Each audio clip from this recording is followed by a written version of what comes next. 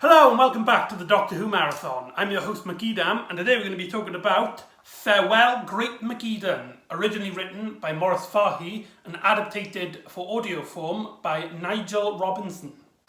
As always, let me show you the covers. That's disc 1, disc 2, pretty cool, and disc 3, because it's a 6-part story and they had to separate it, 2 episodes on each disc. This part takes place in a box set, which I've shown before, is the Lost Story box set, which has 2 stories that were originally written for television for Doctor Who's first and second seasons, but obviously they didn't get made. And then years later, Big Finish put them onto audio form, and we finally got to hear them. I also made this, which is a DVD cover. I can't remember, but I think I got this one off DeviantArt as well. I'll have to have a look at that, but yeah. So that's the box set, and that's the DVD cover. So we got another historical this time, and this story is set around Alexander the Great. Now, for those of you who don't know, years ago in, I think it's 100 BC, there was this guy, Alexander the Great, and he was a great conqueror. I think he was a king. Yeah, he was a king. He conquered half the world, basically. I think he's one of the most successful rulers in history. He conquered Rome, Greece, and all that. I think he took down Persia and India, and he basically his plan was to rule the world, basically. He was a bit of an egotistic, and he never lost a battle in his life. Every time he went to war, he always won.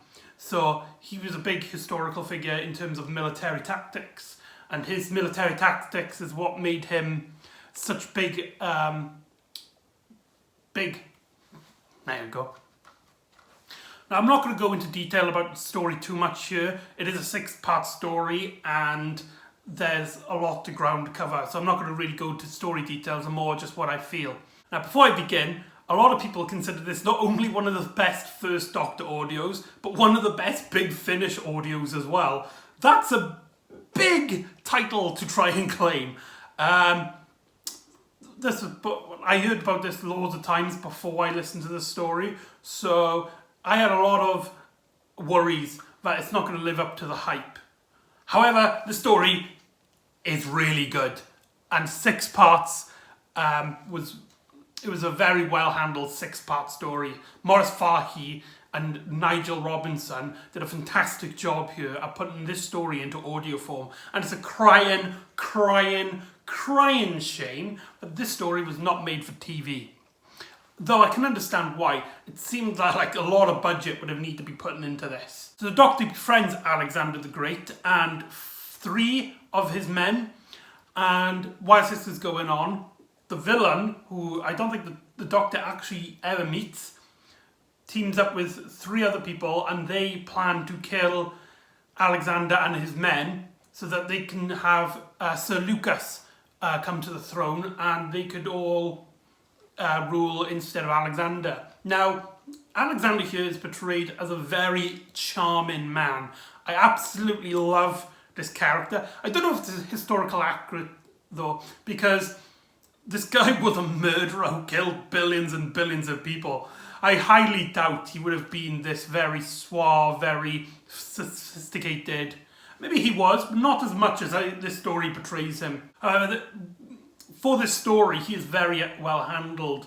The guy who plays him, John Dory, does a fantastic job at playing Alexander the Great. He's probably one of the best guest stars in Big Finish's line. He's so charming, and every time he speaks to someone, he gets great chemistry with them. In this story, all the other characters, apart from Alexander the Great, are voiced by Carol Ann Ford and William Russell. They do a fantastic job at bringing back the TARDIS crew. I think I've said before, William Russell, I prefer Carol Ann Ford's first Doctor impression to William Russell's. But hearing the story, and they keep swapping between them two, I am getting used to his version of the Doctor. So that's a bonus. One of my favourite lines in this story is right at the start, when Susan believes that they've all died and gone to heaven, and the Doctor is like, "Of course it's not heaven. I don't know what the way is." That's a very great line, and I like how all the characters know it's like a joke and stuff. It really shows a huge difference between here now and the Aztecs. Speaking of the Aztecs, this has quite a bit of a role reversal. In the Aztecs, Barbara was trying to change history because her and the Doctor knew that the Aztecs were sacrificing people, and this sacrifice is what led to their downfall. In this story, Barbara knows about Alexander and his death and the rest of the crew, and she knows that they have to die. But however, she doesn't tell the Doctor or anyone about this yet. It's more of like a suspicion. So she's left like sort of like in the background. His story is left sort of in the background on how she should deal with how Alexander death is coming up to. It's coming up. Strange how Barbara handles the coming up death of Alexander the Great, because the Aztecs taught her that you can't change history, and she doesn't here. But that's very. I like how she's grown in her character. It's not like a huge like it is now with massive story arcs, and you've got to watch all the previous ones. No, you can have small stories, and you can have the characters learn from their past experiences, and you can have them affect bigger stories without it needing to be this whole big mystery conspiracy rubbish. This is how you handle character arcs. Barbara here is just. I like how she's still trying to figure out what time it is, but she's not like in a rush, because she's like, if she's wrong, then there could be time for the Doctor and all that to save everyone. And the Doctor here, now he actually doesn't know much about Alexander the Great, which puts in a nice difference, because usually the Doctor knows as much about history as well as Barbara. Barbara may know a little bit more, but the Doctor also knows quite a bit of his history. But here he doesn't know very little. He only knows very little. He knows about Alexander the Great, but he doesn't know much about his life and his lifestyle.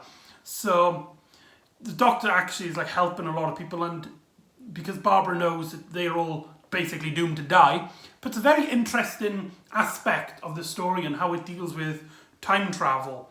I think that some of the best historicals deal with the fact that our companions, our TARDIS crew, they kind of know what's going to happen, and it's all about them, whether they should try and change it, trying to be a part of it, trying to put history on course, or just leave things as it is. And this story handles it very well. Now, I really like the villains here. They're very not over the top, but they are very silly, and there's this whole bit where they're dangling the medallions to try and like tempt the others in their party to try and fight for their cause.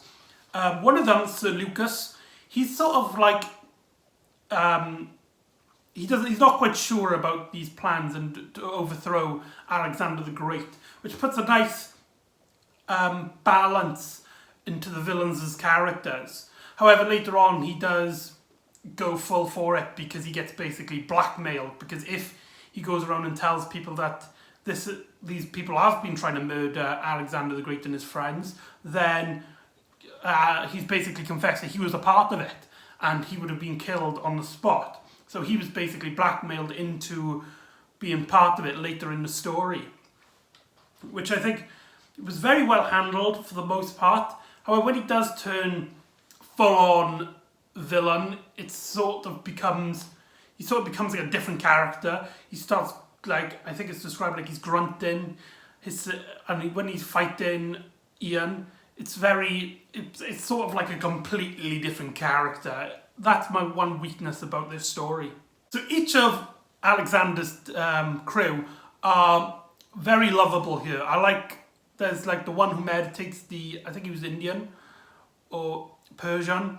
I do apologise. That probably sounds really bad. But he's like the wise man. You've also got what they call is Alexander's father, but he's not really. And he has a very controversial opinion that people are either born as masters or slaves. And there's a great scene where Ian confronts him about this and they have a debate. And it starts off with a little bit of tension and they're like, right, let's change the subject. But Alexander's like, no, let's just hear what this can come out as. This might be very interesting. And Ian does a very great way of explaining his arguments that no man is born in chains, so nobody was born as a slave. And he convinces everybody in the party, except for this father figure of Alexander, that Ian is right. However, the whole scene gets whole dramatic, and it ends with Alexander having to sort of like not fight, but like banter violently with his father figure, and it leads with somebody accidentally pushing him but not being seen by Alexander, and he gets stabbed by Alexander's sword, and he dies. So that was the death of the first member of his party, and Alexander gets so upset at this that one of the cliffhangers is him threatening to kill himself. This story has a lot of dealings with suicide. It's very bizarre, very dark. It makes you understand why this wasn't aired, but I think it's very well handled here. You can definitely see where the characters are coming from when they do deal with this. Later down the line, one of the other party's members, the meditating guy, he gets poisoned and he decides that he wants to end his life as well, despite the doctor and Ian trying to save him with a blood transfusion. But he decides that when death is more pleasurable of a thought than life, then you should end it. And Alexander tries to stop the doctor and Ian to help this guy, which is just the whole drama of it is just very well handled. The melodrama here is very well handled. But the villains get a great idea of framing our TARDIS crews because they said something about 4 omen and 4 deaths. So here they decide that the 4 travellers, because there's 4 of them, they could easily be the 4 omen, and that it was technically their fault that they died. Now Alexander doesn't believe this because he's such a nice lad. He does kind of suspect that our TARDIS crew are innocent. However, he knows that it won't satisfy his army and his crew, so he decides to put them on sort of trial. The doctor has to like walk on fire, and Ian can choose his battle. And Ian decides to go wrestling, and everybody is like, "Don't do that, Ian. You won't even stand a chance." So in the doctor's trial, he actually does it. He kind of like puts his shoes and socks off, stampers his feet, and then he kind of walks on the fire, and he kind of shows. I love this bit as well because he kind of shows off, and he goes back and forward, and you can hear the crowd in the background cheering, and it's very. And I just like the idea of William Hartnell just bloody showing off. It sounds like something the First Doctor would do if he was in such a position. When it's Ian's turn, he kind of has like a contest where there's these 2 battles, and one of them, and whoever wins on each battle has to then fight the other. Now, Ian gets through his pretty easily. Even though these guys are bigger and stronger than him, he uses his body to angle their body so that they hit the floor quicker. I don't know how accurate that is in terms of actual real life wrestling. To me, it sounds a bit bullcrap, if I must be honest.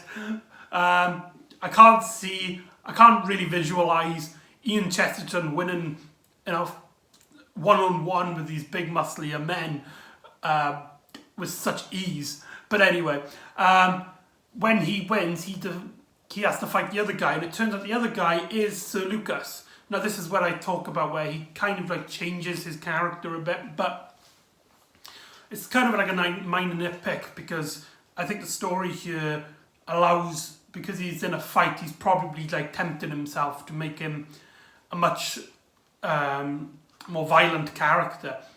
So they fight and Ian wins, and Alexander then shows some evidence that they were never guilty, and the sword of this guy who was murdered, he had blood to reveal that it wasn't them, because none of them were harmed. And that was very well handled until Alexander starts falling to the floor due to some sort of alcoholic poisoning.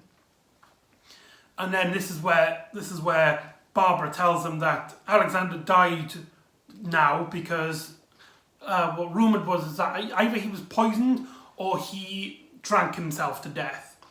And there's a great bit where Alexander is talking about his dream of uniting the world, because he kind of brought together a bunch of religions, Egypt, Persian, and like cultures like Greece and Rome together, and his dream was to make everybody under one house, under a unit, and he basically asks them to keep his dream alive. However, Barbara tells him that this dream does not happen, because humans can be greedy and we basically mess us up.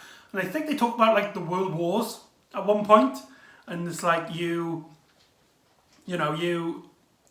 people are greedy, and what one group of people would want more than the other, and it really, I mean, bloody hell, Barbara, this guy is dying, and you basically tell him before he dies that his dream is bullcrap. That I don't know how to feel about that.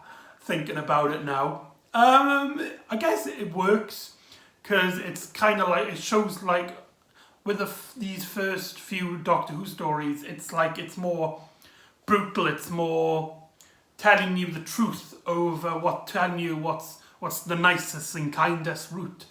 Like I said in my previous stories, Barbara has always seemed like she gets down a lot when it comes to death and destruction, and she doesn't seem to be coping very well. And I think here her story arc comes kind of full circle, and she has to deal with this death straight face to face. And I think that was very well handled here. And so Alexander dies. Sir Lucas then becomes the king, and everything starts to go awry. And the Doctor, Susan, Barbara, and Ian leave. End of now story. So what did I think about this story overall? Very great. Is it the best first Doctor story? I don't know. I still prefer the Aztecs. Like I said before, the Aztecs is one of my favourite stories of all time. However, this does have a lot of promise in it. It does have a lot of elements that I liked about that story in here, and it doesn't just like act like the other one doesn't exist. This one kind of is like a follow-up to their story arcs in terms of very subtle ways. I highly recommend it. It's probably a great box set to start new listeners. It's 6-part long, which might be a bit long for an audio drama. Maybe start with something shorter, but however, I think this is a very great story, so I highly recommend it. So there you go. That is the Lost Story box set of the First Doctor with Farewell Great McEdam. There you go, and I'm finished with that. So join us next time. We'll be dealing with another Lost Adventure story, and I'll see you then on a Doctor Who Marathon.